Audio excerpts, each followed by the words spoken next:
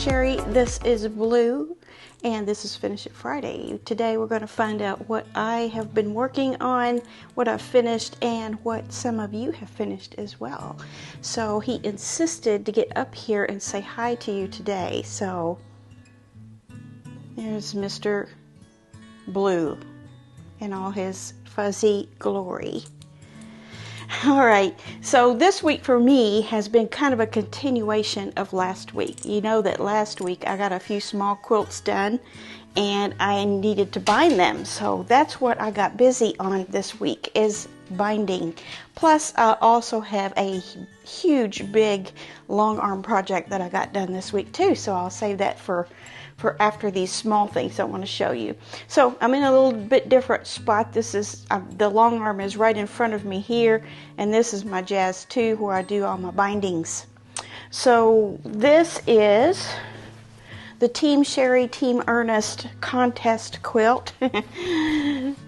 Obviously, Ernest won out big time on that. So I do have this all bound now, and I think it was a good choice. A very good choice. I like it. And you didn't really get to see last week, I don't think, exactly how much bluish, greenish colors were in there, but I think the teal grunge as a small border and a binding is just right. I wanted to get a little bit closer to you also so you can see this quilting on here. I love this pattern. It's called Paisley Maze, and I know I did mention that last week, but you can really see it good in this light. So there is my summer panel quilt for the wall that I can display for this coming summer in 2025. I have the two baby quilts that I got quilted. That would be this one, and I put like it's a variation on a Baptist fan. It's what's in the Pro Stitcher library, and it came out really well, I thought.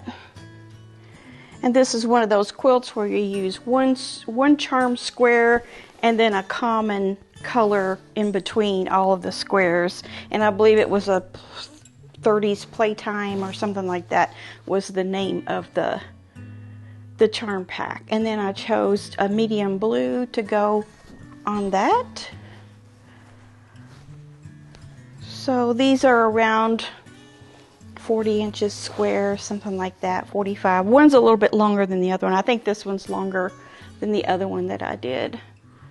So there you go on that. So if I need a baby quilt in a hurry, I have one. No, I have two. Look at this. This one, I had it upside down kind of. I had this one, same deal. It's just a charm pack with a common fabric in between each square, and it was just kind of a sherbety orange color, not quite peach, not quite orange. And then I used a pink ruby star on there, and I don't remember the name of this now. I think it's called Bubbles. I'm pretty sure it's called Bubbles, but this makes a fun pattern too. I had not used the Baptist fan or this before. So I have this one all done, another small quilt for baby. And interestingly, on this one, and I didn't intentionally do this, but sometimes I do this on purpose, I sewed it on the back and pulled it to the front to do my binding. But on this one, I did it the opposite. And sometimes I do that on purpose, but I didn't mean to do that on this one, but I think it's just fine. So it's a little bit, tiny bit wider on the back. So the backing fabric was the same as the common fabric on the other one. So a little bit small to hang up anywhere, so that's why I'm showing them to you a little bit closer up so you can see some of the detail. Sometimes I think I I miss a lot of the detail by hanging them up, especially with the quilting. And then remember this one, I got it bound as well. And here again, you can see a little bit better the roses on the quilting there. And then I showed you this last week, but I used this check down here, and then I needed another strip because this wasn't big enough. So I pulled this out. I thought that went really well with the theme. And then for the binding, I did the opposite. I had about a half a yard left of this, and I did the opposite of this one for the binding. So that was just right in my opinion. And there again, I pulled it to the front. So just a fun, there's a big rose right there. This was a little bit looser pattern than the other two was, but I think it turned out good. And I spread this out on my table here, and I thought, hey, this would really make a nice table topper for, you know, laying across another table, a bigger table, or even a round table. So that is all finished. Those 4 quilts are completely finished. And then I also have the Happy Days is quilted. So I'm going to show you some pictures here first of right after pulling it off the long arm, so you can see it's all quilted. And then also another picture, I'll show the pattern that I chose, because you cannot see it on this Happy Days.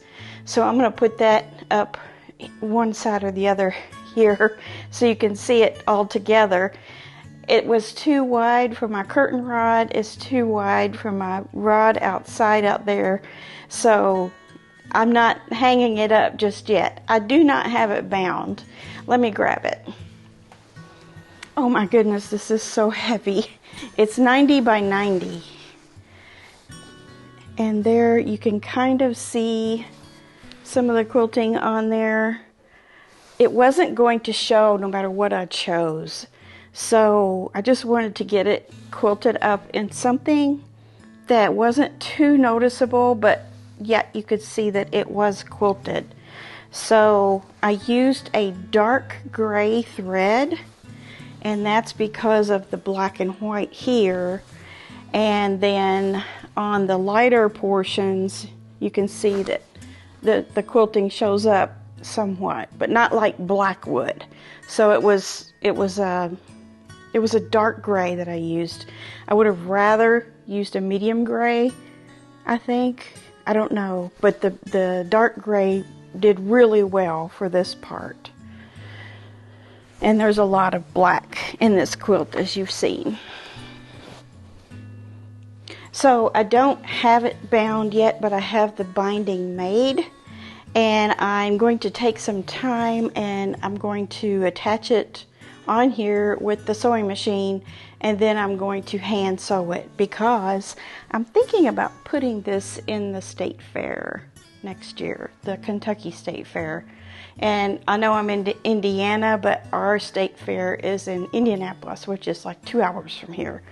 And the Kentucky State Fair is just 15 minutes away is where the fairgrounds is. So that's more likely what I will do with this, if I get the courage to do it. Either way, I'm going to sew the binding on by hand. So that's going to take a little bit longer, and I'll show it to you again once I get the binding on.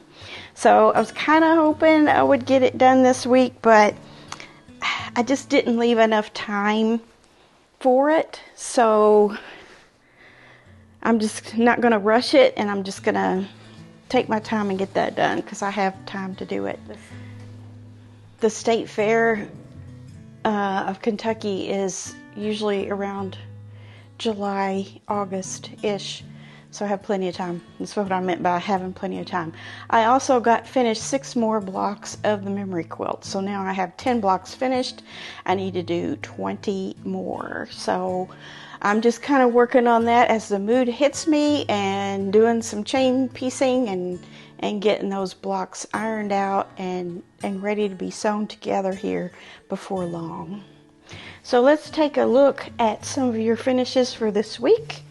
Have a handful here for you. The first one is from Daphne, and this is a Stonehenge panel. And she says, sending along pictures of a recent completion. It's a quilt and a small pillow sham that I did for my grandson. Fabric is mainly Stonehenge, and the quilt has been long-armed locally and bound. I embroidered his name on 2 blocks and added an embroidered label to the back. I do get inspiration from all your episodes, but the Friday ones especially. Thank you for that. And Daphne is from Grand Falls, Windsor, Newfoundland, Canada. So yes, this is not only done in Stonehenge, that is a Stonehenge panel. So you got a nice piano key border there on the bottom and top, and then some other interesting blocks around it. I just love working with panels and how you can just let your creative juices flow and put it together any creative way you feel like doing it. And this turned out really good. Your colors are really, really good and coordinated really well. The 2 orange blocks on the sides, I believe, is where we see his name embroidered. That's a nice touch. And then you have a nice embroidered label there in the corner on the back. Very good. Very good. Great job. And then she also has this little pillow cover that matches. So he has a quilt and a pillow there. Great job, Daphne. Pat has made something she's calling biscuit pillows. She says, I made pillows for my teenage granddaughters. One on the right because she loves anything to do with Paris, so Eiffel Tower fabric. And the one on the left is all flowers and butterflies. And this is Pat from Washington State. Very good. Now, I've seen the puff quilts before, but I've not seen biscuit pillows. But I can kind of see why they call them biscuit pillows. Nice themes there, and they will enjoy those pillows. Good job. Jenny has a couple of finishes for us. The first one I'm going to talk about is her Scrappy Celebrations that she's gotten finished. She says, hi Sherry, I'm watching your Friday video and decided I needed to pause it so I could send you a picture of my Scrappy Celebrations quilt. I'm probably last at sending mine in, but it's finished. I used various fabrics from my stash for the blocks. Binding is the color ASTRO from Kona Cotton, and the edge-to-edge pantograph is Chantilly Lace from Urban Elements, which is one of my favorites. I used a white cotton paisley fabric from my stash for the backing. And this is from Jenny. Yes, I love your Scrappy Celebrations. And the color Astral is kind of like the blue that I've used on this baby quilt over here. It's kind of a medium brightish blue. It really pulls out the blues in your Scrappy Celebrations. That was such a fun sew along, wasn't it? I'm glad you sent your finish in finally. And then Jenny also has a wall hanging, and this has some story to it. She says, this is a wall hanging that my son and daughter-in-law asked me to make for some friends of theirs. The size is 27 by 33. Their friends have white cats, 1 male and 4 females. I used different whitish fabrics from my stash to represent the cats, and pink and purple scraps for the tulips. The background and binding are both the color Overcast from Kona Cotton. And the backing is a lighter gray from a leftover piece of 108 fabric. The edge-to-edge pantograph is called Butterfly, which came with my Grace Company automation program. She says she didn't have a pattern for the wall hanging and used 2 different sources for the cat and tulip blocks. Then she added pieces to the top of each block to make them 10.5 inches tall, added narrow sashing strips between the blocks, and then added 2.5-inch sashings to the sides only of the finished top. Yes, that's all you have to do is just put those coping strips in there to get all your blocks the same size, and then frame it out with another border, and you've got your own special pattern there that you made up with your blocks. And she's got information here as far as where she got these elements of this quilt, and I'll mention them briefly here. If you want to write it down, grab a paper and pencil now and write this down. The cats come from American Patchwork and Quilting magazine of the October 2023 issue, and the pattern is Purrs and Pumpkins. And then the tulips is a Motive Fabrics free pattern called Etchings Tulips Pillow. The easiest way to find the free pattern is to do a Google search for Etchings Tulips Pillow pattern. And then she says, thanks for doing your Finish It Friday videos. I love seeing what you and other friends have made. Yeah, Jenny, I'm really proud of you for making this quilt your own and custom for the recipient. It makes it very special, and I'm sure it was a lot of fun to make too. Lucy, oh Lucy, Lucy made something very special to me. She didn't make it for me, but she made it from me, and let me explain. She says, here's my Friday finish, a scrappy quilt using Sherry McGill's fabric collection from an auction scrap fabric bag. It measures 58.5 by 70. So she won the auction. She bid on one of my giant scrap bags I had on eBay there at one point, and she won it, and she took all those itty bitty scraps that I didn't want and made this nice size quilt with it. She did add some sashing and some border, but to make a almost 60 by 70 quilt with all those scraps is amazing. I'm so proud of you for doing that. That was so many teeny tiny pieces, and I'm sure you had to add maybe a few of your own in there, but I recognize almost all of these fabrics in here. So this is really, really cool. It really made me happy when I saw this. Thanks for doing that, Lucy. This is just awesome. So once in a while, I have eBay scrap bags out there on an auction. I'll let you know when I have the next one out. Okay, I have one from Shelly. She says she just finished this quilt and she put a flannel backing on it. I think I'm hooked on the flannel backings now, she says. So this is definitely for someone named Donna. And those...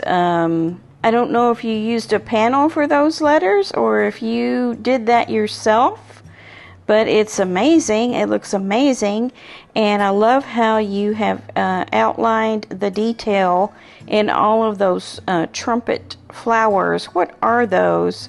Hibiscus, I think is what those are called, and there's a lot of detail in each one of those flowers, and Shelly has found the detail with thread. So she machine free motion quilted all of that on there. So this is an amazing, amazing quilt. Donna's gonna love it if she doesn't have it already. I bet she does. Beautiful. That's a good example of how you can just take a very large floral or a large print fabric and do your free motion just by outlining the detail of the print. And look how gorgeous it turned out. Love it. Tamara has two. Her first one is called Puzzle Me This. She says, hi Sherry, this quilt was made from using the pattern Puzzle Me This from a Fabric Cafe 3-yard quilts book. It was a very fun and easy project. I added a border with cornerstones to make it a little larger. The quilting design is a series of lines and circles to soften the sharp edges. Thanks for sharing, and I really enjoy watching and learning from your videos. Tammy from Louisville. She's my neighbor practically. Yeah, great job here. Nice muted colors there. Great for a neutral decor. And I looked up close at your quilting, and I tried to figure out how your machine went around in that circle without going over it at least on one side twice. And I couldn't figure it out. So, I mean, maybe it is stitched over twice on half the circle. But at first I thought it was just circles. But then I noticed the lines connecting the circles. But the circles are empty. So how did that stitch around without going at least halfway double stitching. Maybe it is and I'm just not seeing it. I bet it is. Anyway, Puzzle Me This is a good name for actually the quilting pattern that you used as well as the quilt. Very nice. And then Tamara also finished a baby quilt. She says, "Hi Sherry, this is my quilt made from Corey Dantini fabric panels with chosen coordinating pastel borders. The designer theme is Hello World, which is very fitting for a very special baby girl. The backing is minky and the quilting motif is called Flower Power. Thanks for sharing and have a wonderful day." Thank you, Tammy. Yes, this is a special quilt for a special little girl, I'm sure. Love the quilting, the happy swirly flowers that you have on there.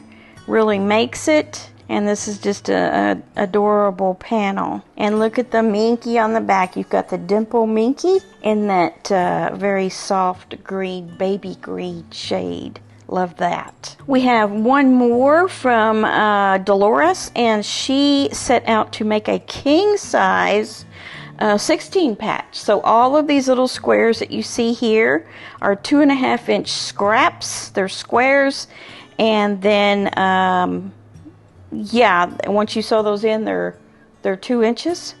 So she says all the 2.5 inch squares were scraps, pieces a friend sent, and from Fabric and Stash. She did buy a 108 backing and used the leftover fabric for binding. She also, oh wait, I want to show you both pictures of that so you can see the backing. I love the backing. And then she used that as the binding, see? And she quilted that up on her Juki TL 2010 machine, doing free motion quilting. It was a big job doing that. She does a kind of a loopy meander design on there, and it covers really nice and well. And your daughter is going to love this. She made this for her daughter. Her favorite color is purple. She will love it. And then she also made a set of pot holders.